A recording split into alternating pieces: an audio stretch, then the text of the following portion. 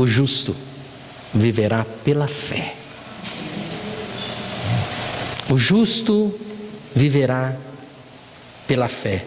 E o profeta Abacuque, ele é chamado por Deus para comunicar ao povo de Judá que o julgamento está próximo. Deus, ele escolheu o seu povo desde o início para que fosse abençoado, para que todas as promessas que um dia ele colocou aqui fossem entregues ao seu povo. Mas o povo de Deus, em determinados momentos, ele se desvia do caminho do Senhor. Em determinados momentos parece que ele esquece de tudo aquilo que Deus orientou como mandamento. E assim não estava diferente com o povo de Israel e com o povo de Judá. E o povo, de uma certa forma, começou a ficar pervertido. E Deus então escolhe. Deus chama então o profeta Abacuque para trazer uma mensagem àquele povo, que o juízo deveria vir. E nem sempre nós não compreendemos as coisas de Deus e da maneira que Deus faz. Mas uma coisa nós podemos ter certeza, que tudo que Ele faz é bom. E o último plano de Deus para as nossas vidas é vitória. No momento, talvez você não esteja entendendo os planos de Deus para a sua vida. Talvez você não esteja entendendo as dificuldades, as provações que você esteja passando. Mas o último plano de Deus para a sua vida, que é uma vida de vitória. Uma eterna verdade, que Deus odeia o pecado. Essa é uma verdade, é uma eterna verdade, que Deus odeia o pecado. E Ele nunca quis compactuar com isso. Não importam quais sejam as circunstâncias, como nós vimos aqui hoje. Não importam quais sejam. A circunstância que talvez você entrou aqui, mas nós podemos confiar e bendizer o santo nome do Senhor, independente do que nós estamos passando. E nesse primeiro momento, o profeta Abacuque, ele questiona. E o primeiro questionamento dele é, quando ele vê aquelas dificuldades, quando ele vê aqueles problemas assolando aquela nação, e o profeta questiona: por que Deus está em silêncio e inativo? Talvez você também tenha questionado nessa manhã. Talvez você tenha questionado nesta semana. Talvez você tenha questionado nesse mês e nesse ano. Por que Deus está em silêncio e inativo? Abacuque 1, 2, 3 diz: até quando, Senhor, clamarei por socorro sem que tu ouças? Até quando gritarei a ti violência sem que traga salvação? Por que me fazes ver a injustiça e contemplar a maldade? A destruição e a violência estão diante de mim. Há luta e conflito por todo o lado. Talvez você já se sentiu assim? Talvez você já questionou dessa forma: até quando, Senhor? Até quando eu vou verificar isso acontecendo sobre a minha vida? Até quando eu vou ser maltratado e assolado? E esse é o primeiro problema que confunde o profeta Abacuque e confunde a minha e a sua vida. Ele olhou e viu violência. Nós temos olhado e visto violência nesse mundo. A lei não se importava com nada. Contenda, litígio, inocente sentenciado sem direito a nada, advogados manipulados, tribunais manipulados, advogados vendidos. Toda a nação sofria por perversidade do governo. Assim estava a nação de Judá. No entanto, parecia que Deus não fazia nada. Deus não fazia nada a respeito disso. Será que nós estamos vendo isso hoje? Algo que estava acontecendo há 600 anos antes de Cristo.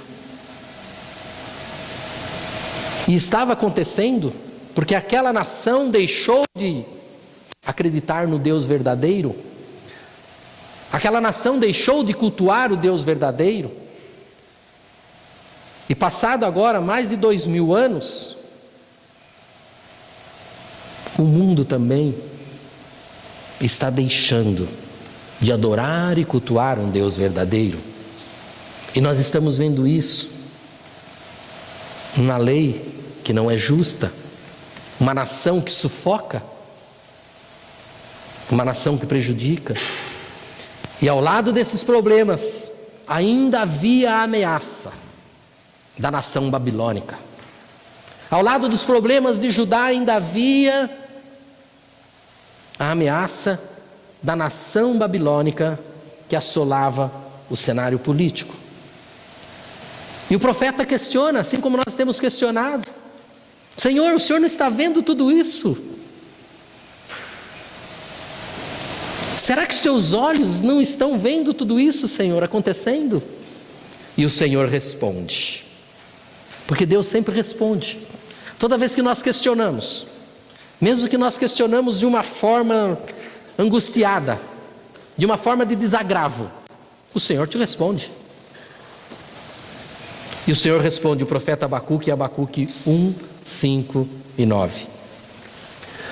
Olhem as nações e contemplam-nas, fiquem atônitos e pasmem, pois nos dias de vocês farei algo em que não creriam se lhe fosse contado. Estou trazendo os babilônicos, nação cruel e impetuosa, que marcha por toda a extensão da terra para apoderar-se de moradias que não lhe pertencem. É uma nação apavorante e temível que cria a sua própria justiça e promove a sua própria honra. Seus cavalos são mais velozes que os leopardos, mais ferozes que os lobos no crepúsculo. Sua cavalaria vem de longe, seus cavalos vêm a galope, vêm voando como ave de rapina que mergulha para devorar todos. Todos vêm prontos para a violência. Suas hordas avançam como o vento do deserto e fazendo tantos prisioneiros como a areia da praia. Deus respondeu. Deus responde, mas o profeta ainda não fica contente. Ele fala: puxa vida, eu estou vendo a minha nação sendo assolada. Eu estou vendo todos esses problemas acontecendo. Agora eu questiono a Deus: Senhor, parece que o Senhor não está vendo. E Deus responde desta forma.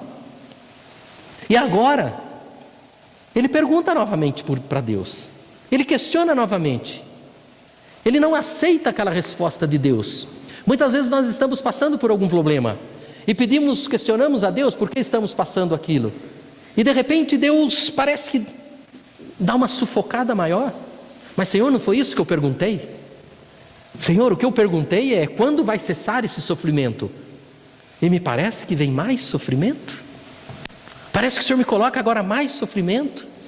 Deus agora, uma nação que já estava sendo assolada, Deus agora manda babilônicos perversos para aquela nação, para oprimir mais o povo. E o profeta não entende. Assim como nós não entendemos algumas coisas que Deus faz, mas tudo que Deus faz é perfeito. Deus usa a forma que lhe apraz para o seu bem e para o meu bem.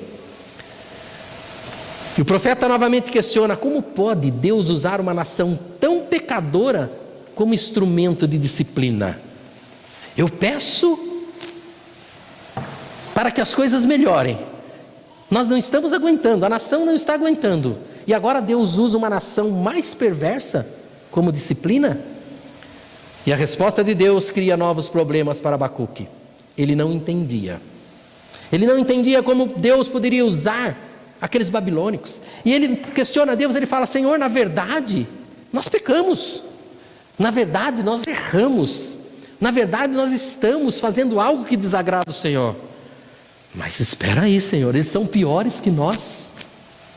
Se alguém merece castigo, se alguém merece uma correção, são eles, babilônicos, não nós. Mas agora o Senhor usa esses babilônicos perversos para nos pisotear, para nos disciplinar. Senhor, eu não estou entendendo. Como pode um Deus santo, Senhor, como pode um Deus santo assistir seu povo ser pisado? Os caldeus são terríveis. E o profeta não entende. Às vezes parece que Deus não importa. Parece que Ele abandonou. Parece que Ele nos ajuda mais. E é dessa forma quando você não tinha mais sofrimento, quando você não tinha mais com o que sofrer, aí aparece mais uma opressão. Aí vem a opressão do governo. Você que já estava numa dificuldade financeira tremenda, você que já estava passando problemas financeiros, aí vem o governo te cobrando impostos mais caros. Você que já estava passando por um problema de saúde, aí vem o governo e aumenta mais seu plano de saúde para que você não possa pagar. Você naquele momento clama: Senhor, eu estou passando uma dificuldade financeira, e agora, Senhor, o Senhor ainda manda um governo para me oprimir? Senhor, eu que estava com problema de saúde, pedi a tua cura, agora nem um convênio eu posso pagar mais? E assim era o questionamento daquele profeta. Mas ele não entendia, como nós também não entendemos, que Deus está no controle de tudo. Deus está no controle de todas as coisas. E no momento que aquele profeta, ele se volta a Deus, assim também como nós devemos voltar a Deus, ele entende, as escamas caem dos olhos dele, e ele entende que se aquilo está acontecendo, é pela vontade de Deus, e que Deus não vai abandonar os seus justos, porque o justo viverá pela fé. Ele não vai abandonar o seu justo. E depois de tanta queixa, depois de tanta reclamação, aí sim o profeta vai para a torre de vigia. Talvez nós também, depois de tantas reclamações, talvez nós devemos nos parar um pouco de reclamar e tomar a nossa posição e ir para a torre de vigia. Abacuque 2:1 diz: ficarei no meu posto de sentinela e tomarei posição sobre a muralha. Aguardarei para ver o que ele me dirá e que resposta terei à minha queixa. Abacuque foi para a torre de vigia para orar e meditar e esperar no Senhor, em vez de se tornar um incrédulo. Ele sabia que Deus iria ouvir a sua queixa, iria responder. Nesse versículo aqui, nós temos que prestar muita atenção. Ficarei no meu posto. Você está no seu posto? Você se mantém no seu posto de esposa? Você se mantém no seu posto de esposo? Você se mantém no seu posto de patrão verdadeiro? Você se mantém no seu posto de empregado? Você se mantém no seu posto de cristão? Abacuque reconheceu que ele deveria ir para a torre de vigia, orar a Deus, mas acima de tudo, ficarei no meu posto. Você se mantém no seu posto? Ou você saiu do posto? Querendo ajudar a Deus? Mais uma coisa que ele diz aqui nesse versículo: tomarei posição. Nós estamos tomando a posição, a verdadeira posição? A verdadeira posição com base na palavra de Deus? Eu estou me posicionando como um verdadeiro cristão? Eu estou me posicionando como um verdadeiro esposo? Como uma verdadeira esposa? Como um verdadeiro empregado? Como um verdadeiro patrão? Como um verdadeiro cidadão brasileiro? Diante de Deus e diante dos homens? Eu estou em posição? E mais uma coisa que ele fala, que ele vai orar: aguardarei. Você já orou? Você já clamou? Aguarde. Aguarde a resposta do Senhor. Mantenha no seu posto. Tome posição e aguarda. A resposta virá. E foi assim que o profeta Abacuque fez. Ele foi para a torre de vigia, ficou em posição e aguardou no Senhor. Ele sabia que a resposta viria. E então o Senhor respondeu, assim como Ele vai responder para você também, diante dessas dificuldades e desses problemas que você está passando. Abacuque 2:3. Então o Senhor respondeu: faça isso também. Pegue essa resposta que Deus deu para Abacuque e para você nesta manhã. Escreva claramente a visão em tábuas, para que se leia facilmente, pois a visão aguarda um tempo designado. Ela fala do fim e não falhará. Ainda que se demore, espere-a, porque ela certamente virá e não atrasará. A sua vitória certamente virá e ela não atrasará. Espere, escreve em tábuas, escreve em papéis, tudo aquilo que o Senhor tem prometido e tudo aquilo que você já orou para o Senhor. Certamente virá e não tardará. O Senhor dá aqui 3 garantias ao profeta, assim também como Ele nos dá essa garantia de vitória. Garantias que vai nos encorajar, nos fortalecer, garantia que vai nos impulsionar nesses dias difíceis, dias que não são bons, são dias difíceis. E a primeira garantia que Deus dá a mim, a você, e que Deus para esse profeta há anos atrás, é que o justo viverá pela fé. Mesmo diante da circunstância, mesmo olhando toda a perversidade da nação, mesmo olhando tudo o que estava acontecendo, ele entendeu. Quando ele orou ao Senhor, e quando Deus disse a ele: certamente virá e não tardará, Deus estava garantindo para ele: creia, espere, fique no seu posto, porque o justo, ele vive pela fé. O justo viverá pela fé. Abacuque 2:4 diz assim: escreva, o ímpio está envadecido, seus desejos não são bons, mas o justo viverá pela sua fidelidade. Esse é um dos versículos mais importantes de toda a Bíblia, do Velho Testamento. E ele fundamenta. Aí você vê a perfeição da Bíblia. Um versículo do Velho Testamento, ele fundamenta também 3 versículos do Novo Testamento. E a base dele, desses 3 livros, ele dá uma ênfase no justo, no viverá e pela fé. Nós estamos sendo justos? Estamos vivendo uma vida cristã verdadeira? E temos a fé em Cristo Jesus? Esse é o ênfase. Que esse versículo, um dos mais importantes de toda a Bíblia, e que ele nos remete ao Novo Testamento, em Romanos 1,17, diz assim: porque no Evangelho é revelada a justiça de Deus, uma justiça que do princípio ao fim é pela fé. Uma justiça, você só vai obter a justiça de Deus firmado na fé, como está escrito: o justo viverá pela fé. E em Gálatas 3:11 diz: é evidente que diante de Deus ninguém é justificado pela lei. Ninguém é justificado pela lei, pois o justo viverá pela fé.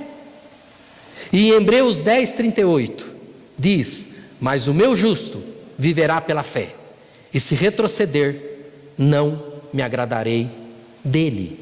O justo viverá pela fé.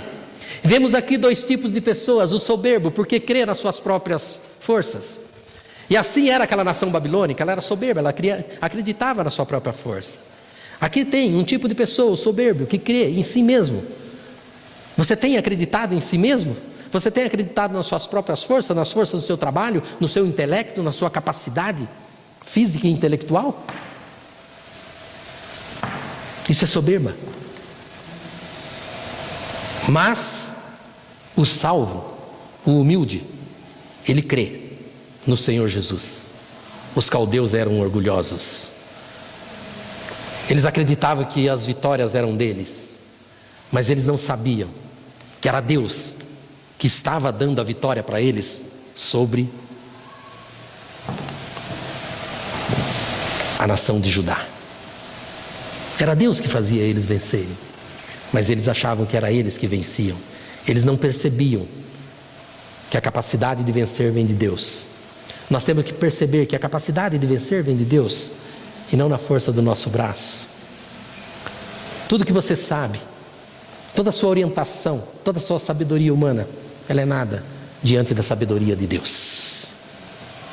Temos que ser humildes e nos render ao Senhor e ter a certeza que o justo viverá pela fé.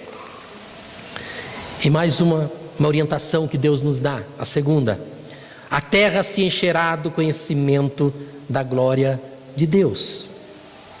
O justo viverá pela fé, e a terra se encherá do conhecimento da glória de Deus. Abacuque 2,14 diz: e a terra se encherá do conhecimento da glória do Senhor, como as águas enche o mar. Com certeza, na época de Abacuque, nesta época, nesse tempo presente, a terra não está muito cheia da glória de Deus. Assim como naquela época, como agora, a terra não está muito cheia da glória de Deus. E se nós observarmos os 5 ais que existem no livro de Abacuque, se você puder ler o livro de Abacuque depois na sua casa, são apenas, acho que 4 capítulos, 3 capítulos. Se você puder observar, existem 5 ais dentro desse livro, dentro desse capítulo. E esses 5 ais, nós vamos observar que são os pecados que Deus odeia. São pecados que Deus odeia. São 5 ais. O primeiro é a ganância, a cobiça desenfreada. Quantos de nós estamos sendo com cobiça, ganância desenfreada?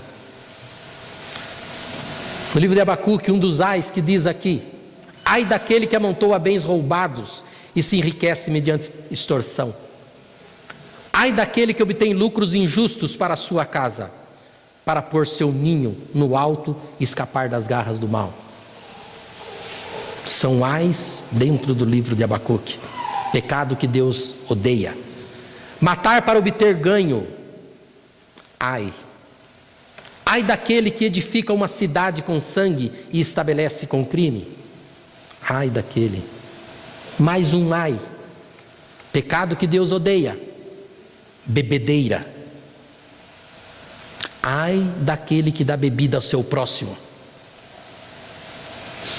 misturando com seu furor, até que ele fique bêbado para que se lhe contempla a nudez. Deus odeia. Mais um ai dentro do livro de Abacuque, e que Deus odeia: idolatria. Ai daquele que diz à madeira: desperte, ou a pedra sem vida: acorde. Poderá isso dar orientação? Está coberta de ouro e prata, mas não respira. Pecados que Deus odeia. Dentro do livro de Abacuque são os ais. Esses são os pecados que maculam a nação hoje. Pecados que maculam a nação hoje: ganância e cobiça, matar para obter ganho, bebedeira, idolatria. O Senhor odeia esses pecados hoje da mesma forma que odiava no passado. Mas a promessa dele ainda permanece. Lembra que nós lemos no começo que Deus diz que a terra está cheia da minha glória? E que eu falei que parece que ainda não está? Mas existe uma promessa de Deus, que a terra voltará a ficar cheia da sua glória. Porque existe promessa que um dia Jesus vai voltar, e a glória do Senhor se estabelecerá, o reino dele se estabelecerá. A glória do Senhor encherá toda a terra. Jesus Cristo retornará, derrubará todo o pecado e manifestará o seu juízo. E a terceira coisa que Deus nos orienta, através do profeta Abacuque: o Senhor ainda está no seu santo templo. O Senhor ainda permanece no seu trono. O Senhor não abandonou seu trono. Não precisamos reclamar, não precisamos duvidar. Deus ainda está no seu trono de glória. Abacuque achava que o Senhor não se interessava mais. Nós também achamos que o Senhor também não nos interessa mais com os problemas da nossa vida. Mas é por isso que nós andamos pela fé. Porque nós não andamos por aquilo que nós vemos, nós andamos pela fé. Se olharmos para nós mesmos, as circunstâncias da nossa vida, nós ficaremos desencorajados, ficaremos abatidos, desejamos desistir. Mas se olharmos pela fé, olharemos um futuro melhor.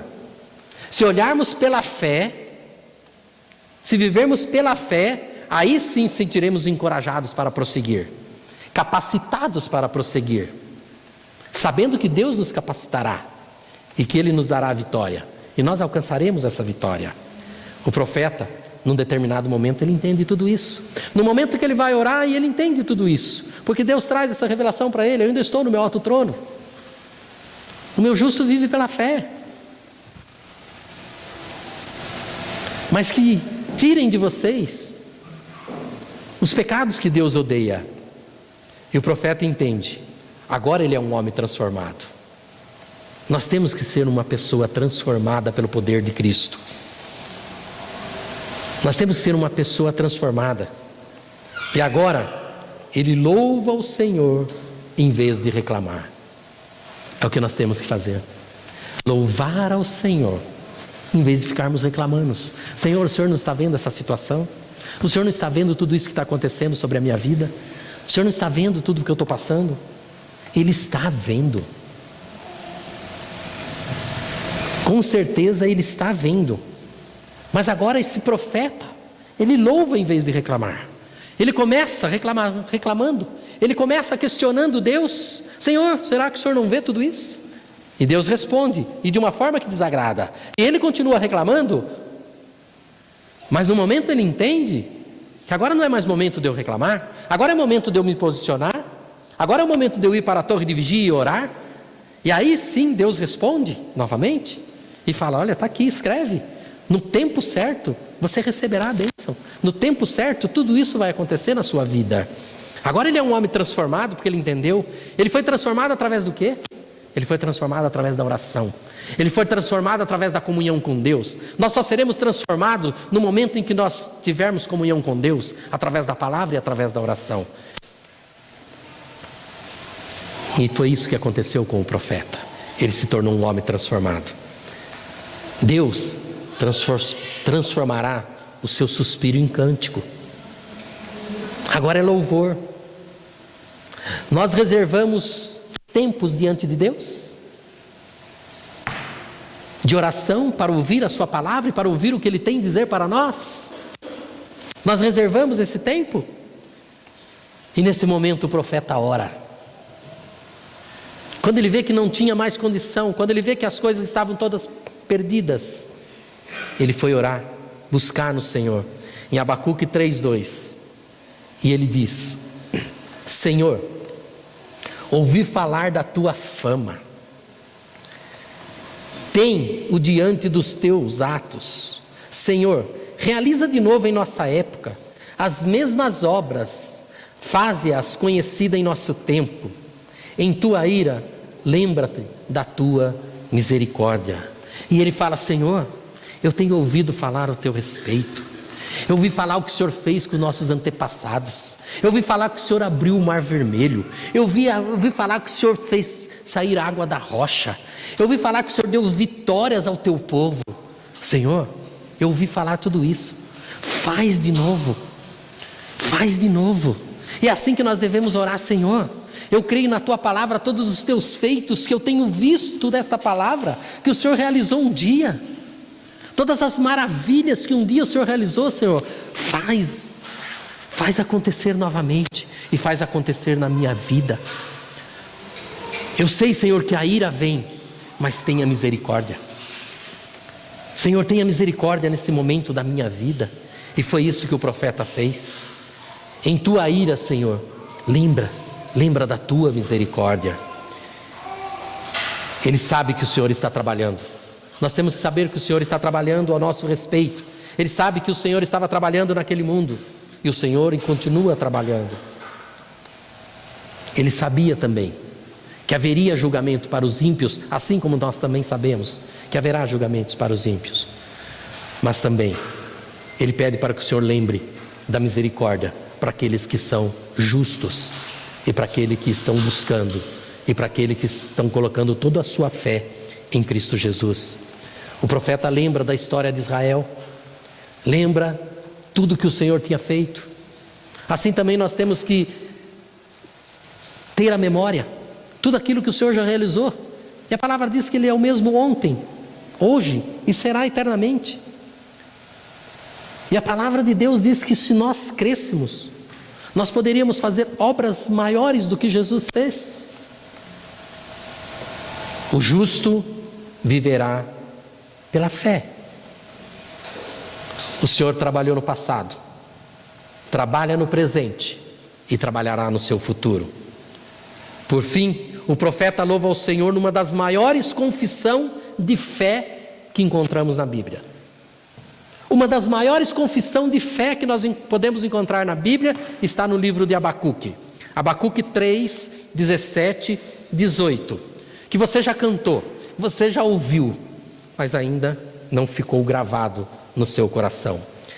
Mesmo não florescendo a figueira, não havendo uvas na videira, mesmo falhando a safra de azeitonas, não havendo produção de alimentos nas lavouras, nem ovelhas no curral, nem bois nos estábulos, ainda assim eu exultarei no Senhor e me alegrarei no Deus da minha salvação. Mesmo não havendo a provisão, mesmo ainda não havendo a saúde, mesmo ainda não havendo a libertação, mesmo ainda eu não tendo as coisas que eu desejo no meu coração, mas ainda assim eu louvarei ao Senhor, o Deus da minha salvação. Essa é uma das maiores confissões de fé realizada, feita no Antigo Testamento. E se podemos ter uma versão dessa passagem no Novo Testamento, nós podemos citar Filipenses 4:13, onde Paulo diz: não estou dizendo isto porque esteja necessitado, pois aprendi a me adaptar em todas as circunstâncias. Eu aprendi a viver contente em todas as circunstâncias, e era isso que o profeta Abacuque estava falando. Mesmo que não haja nada, mesmo que eu não esteja vendo nada, mas ainda assim eu louvarei ao Senhor, porque Ele é o Deus da minha salvação. Abacuque sabia que a força viria de Deus, que a força não viria deles, que a força necessária para passar pelas provações que tinha à frente era Deus. Hoje nós temos a Bíblia, hoje nós temos a palavra de Deus aqui revelada para nós. Abacuque não tinha. Se é alguém que tem que ter fé, se é alguém que hoje tem que acreditar, são os cristãos de hoje. Abacuque não tinha a palavra de Deus, ele não tinha a Bíblia. Nós hoje temos, mas assim mesmo, com frequência, duvidamos, reclamamos, criticamos. Duvidamos do poder de Deus, que Deus pode realizar na nossa vida. Por isso que nós entramos domingo após domingo, cabisbaixo, sabendo que nós vamos para a igreja, vamos ouvir uma mensagem, mas nós até questionamos durante o culto, durante a pregação: será que isso que o pastor está falando, será que isso que está escrito na Bíblia pode ser realizado na minha vida também? Nós questionamos, não acreditamos, mas Deus manda falar para você nessa manhã: o justo viverá pela fé. Como lidar com os problemas da vida? Como lidar com esses problemas que nós estamos passando e que são momentâneas tribulações? Admiti-los com honestidade. Temos que admitir os problemas, mas manter honestos e íntegros. Honestos e íntegros, tanto na sociedade como com Deus. Como lidar com os problemas da vida? Conversar com o Senhor a respeito dele. Levar ao Senhor as suas causas. Questionar ao Senhor as suas causas, por que isso está acontecendo? E assim como aconteceu com o profeta Abacuque, Deus vai te responder. Talvez num primeiro momento você não entenda a resposta de Deus, mas Ele está trabalhando em seu favor, porque Deus tem controle da nação, Deus tem controle do universo, Ele está assentado no seu trono de glória. Mais uma coisa, como lidar com os problemas da vida: esperar calmamente diante dele em oração e meditar a respeito da palavra. Espera calmamente no Senhor em oração e medita a respeito da palavra. Aquilo que você está buscando do Senhor, aquilo que você está almejando, está de acordo com a palavra? Está de acordo com aquilo que Deus quer para a sua vida? Então continue orando, buscando, meditando e calmamente esperando, porque há de se realizar na sua vida. E mais uma coisa: escutar e obedecer quando Deus fala. Muitas vezes o que Deus fala não é do nosso agrado. Muitas vezes nós questionamos Deus porque as coisas estão acontecendo, e Deus fala: vai por esse caminho, mas esse caminho. E às vezes Deus está falando através do pastor, através de um amigo, através de um conselheiro, e nós, não, esse caminho é muito duro para mim. Escutar e obedecer quando Deus fala. Muitas vezes o que Deus fala naquele momento não vai agradar o nosso coração, mas nós temos que cumprir, nós temos que fazer, porque Ele sabe o porquê Ele está te dando aquela orientação. Nunca fuja das dificuldades da vida. Deus muitas vezes usa essas dificuldades para fortalecer a sua fé. Nunca fuja delas. Nunca fuja dessas dificuldades. Deus está fortalecendo a sua fé. E nunca duvide, lá no seu cantinho, lá no seu reduto, às escuras, o que Deus tem falado em plena luz para a sua vida. O que Deus tem revelado em plena luz para a sua vida. Nunca duvide. Às vezes, quando você está até lá no seu momento de oração, naquele momento bate dúvida: eu estou pedindo, mas não sei. Talvez aqui a sua fé ela seja aumentada, ela seja fortalecida, mas quando você sai, talvez você entre em declínio. Guarde essa palavra: o justo viverá pela fé. Amém?